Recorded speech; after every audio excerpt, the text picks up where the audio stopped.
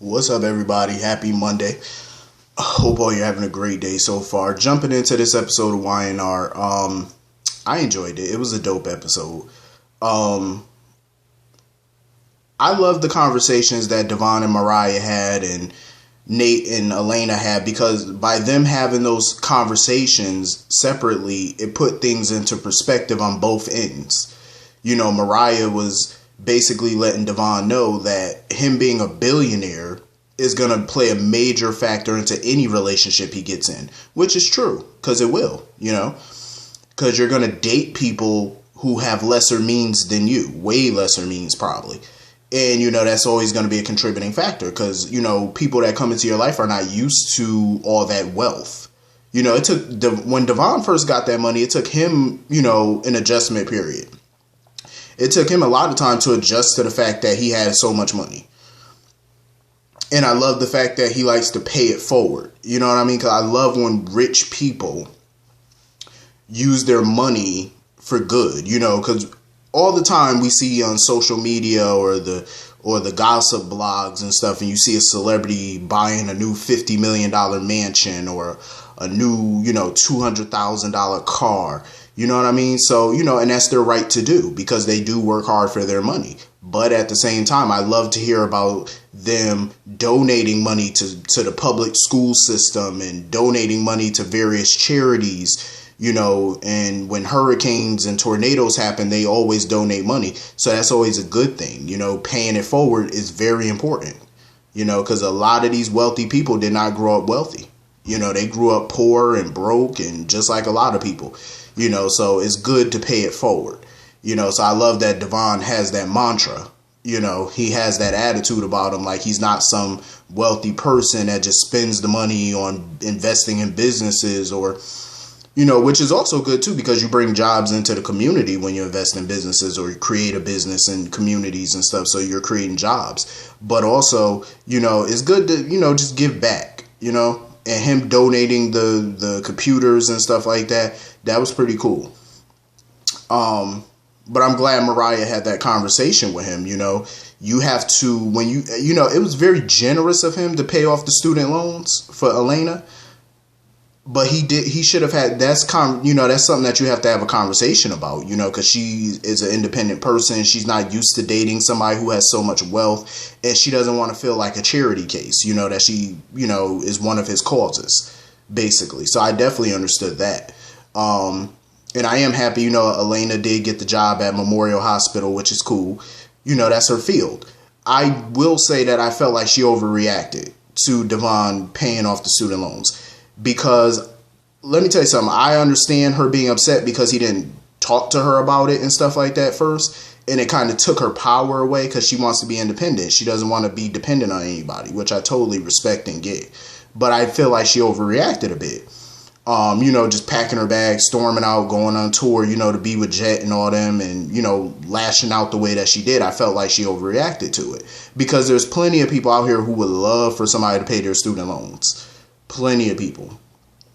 Because it takes years to pay that stuff off. Like when you owe a college and all that stuff, you owe these colleges and stuff tens of thousands of dollars. It takes years to pay that off. Even in your career and stuff, when you get in your career, because you only make, it depends on how good you are or your experience. So you're only going to make probably $50,000, maybe $60,000 a year in your career when you first start out. So some of that money is going to go towards paying off your student loans. You know what I mean? But it's still going to take a long time to pay that off. Like plenty of people would love for somebody to pay their student loans off. That stuff takes years to pay off, depending on how big the bill is, how big the loan is. But still, it takes a long time. But I totally get where she's coming from, though. I get it. When you're doing something like that, Devon should have talked to her. Communication in any relationship is key. Friendship, romantic relationships is key. Trust me. If you don't have communication in any type of relationship, it's not going to work. Not going to work at all. So I'm glad that they're communicating, they're talking, and they're figuring this mess out. That's how you're supposed to do it. Communication is very big. So, they're learning, and, what I love is they're taking things slow, taking it day by day, and they're getting to know each other. what they like with what each other like and what they don't like, because that's any relationship. You're going to have to learn each other's likes and dislikes, and what the other wants, what the other don't, relationships is hard work. It really is. So I like Elena and Devon together. I really do. I like the chemistry between them. I loved him and Hillary, but you know what?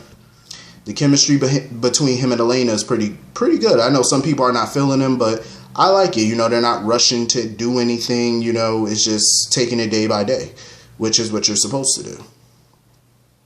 Honestly, I don't blame Mike for following Kevin, because when he saw Kevin hanging around Adam and stuff, he got suspicious. He was like, what are you doing hanging around Adam? Because Kevin hates Adam because of Delia.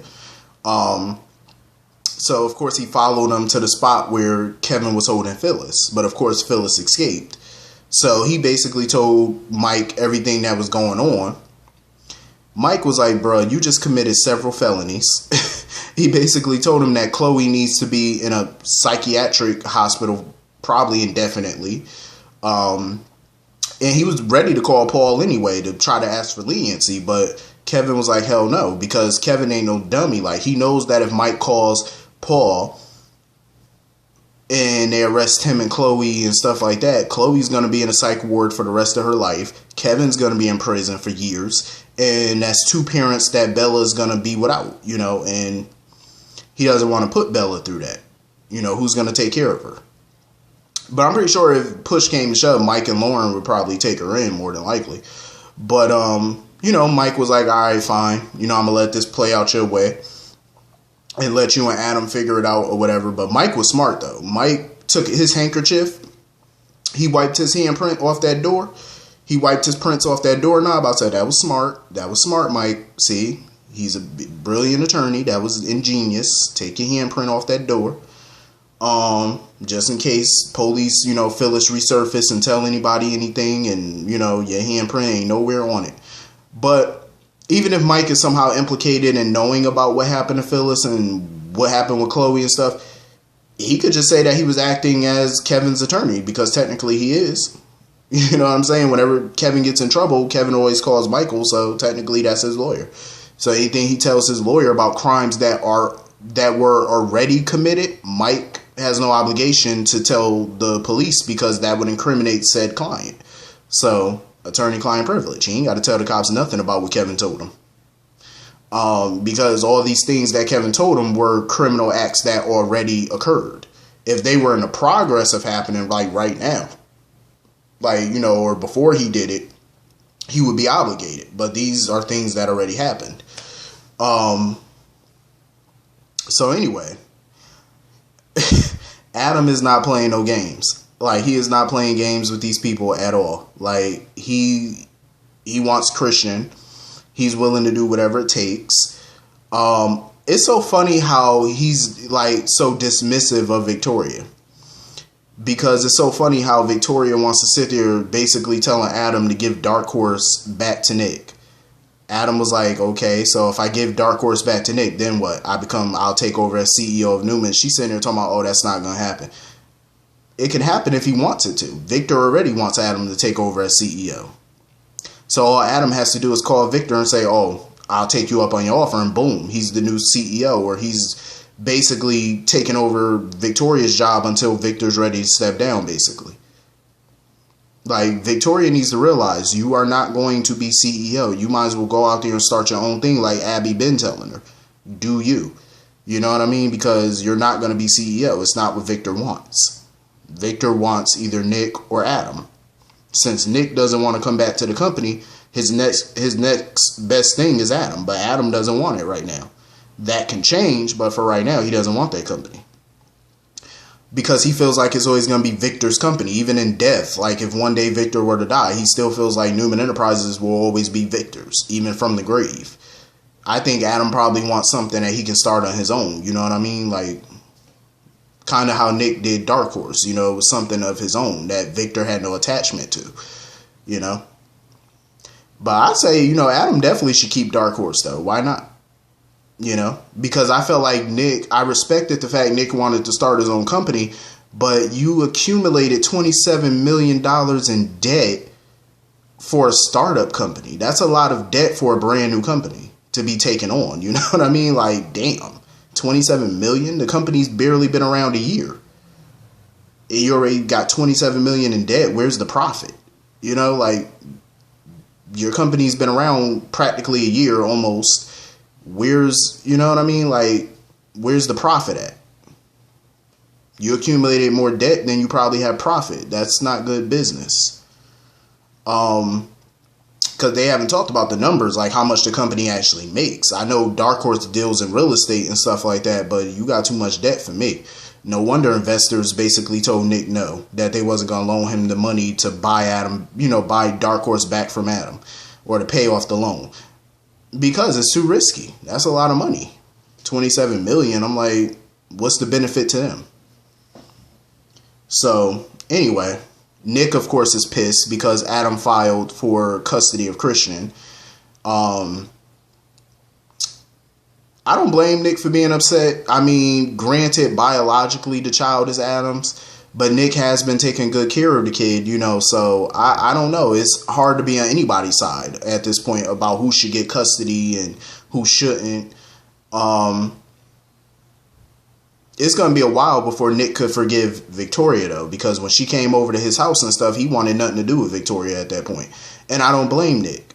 You know, she looked out for herself. You know, she didn't give a damn about Nick or Christian's welfare. She didn't care. She went behind Nick's back, gave Adam 2 out of 3 of the things that he wanted, money and Chelsea's phone number. And you gave him the money to basically cripple Nick without even giving it a second thought. All because you were trying to preserve your position at Newman Enterprises. It was ridiculous. Like, you stabbed Nick in the back for your own good, for your own self. So I don't blame Nick for being pissed at her. Furthermore, she was stupid enough to trust Adam. Like, why would you think, oh, if you gave Adam everything he wanted, he would just pack up and leave town? What? You didn't even get that in writing? You just took his word for it? That was even dumb. That was even dumber. Like, come on, you're supposed to be a successful businesswoman. You should have been smart enough to have a lawyer draft up some type of legal document that if Adam didn't leave town or he reneged on the original deal, then you would get your money back. Some type of legal document, or that you can sue. You know, like, you just took his word at face value, which was stupid. He played her like a fiddle. Now I can see why Victor doesn't want to leave her the company. Like, if you can be outsmarted that easily, you shouldn't be running a multi-billion-dollar company. I'm just saying. Like, you shouldn't be running a company at all if you're that naive to things. So, of course, Nick wants to hire Mike. At first, because, you know, he was pissed at Michael because when Victor wanted custody of Christian and stuff like that, Michael was the attorney that made it happen. So, of course, Nick was pissed about it, but he wants Michael because he know Michael is going to do whatever it takes to make sure Nick wins. So this custody battle is definitely about to get ugly. So, of course, Nick has to do what he got to do, which is call Chelsea to try and get her on his side to make sure Adam lose. Because basically he tried to use Chelsea. Try and tell her, well, if Adam is coming after Christian for custody, you already know he's going to come after Connor next. Which is probably true because he does want to raise both his sons. And I can't say that I blame him. I mean, those are his sons. He has a right to be in their life. I just feel like Nick didn't try to come to no type of compromise with Adam. You know, I understand, you ain't supposed to really trust Adam, but still, it's like he could have tried to come up with some type of compromise so this wouldn't get ugly. But of course, Nick being Nick, he's a hothead. He's not going to listen. So now it's about to get ugly. I don't blame Adam for not trusting Kevin. Like, he wanted to give Chloe back, but I don't blame Adam. He's going to hold on to Chloe until Kevin does the other thing that he needs him to do, whatever that is. Probably hack something or do something to make sure Adam gets what he wants, more than likely. Because if he gave Kevin Chloe back, what's to stop Kevin from double-crossing Adam? As long as he holds on to Chloe, he holds the cards. Which is smart. You know, Adam ain't no fool. So, anyway, Phyllis. Phyllis is up in Vegas with Rita, whatever her name is, the girl that hung around Adam when he was a spider. What the hell is Phyllis doing in Vegas, and how does she even know about this woman? And what is she trying to find out about Adam? Who knows? With Phyllis, you never know. She definitely trying to become a power player. And of course, Phyllis is now once again played by Michelle Stafford. I don't know how I feel about Michelle Stafford coming back to YNR to play Phyllis. I mean, I don't see the point of why they got rid of Gina for Michelle. I felt like Gina did a wonderful job making Phyllis her own, you know?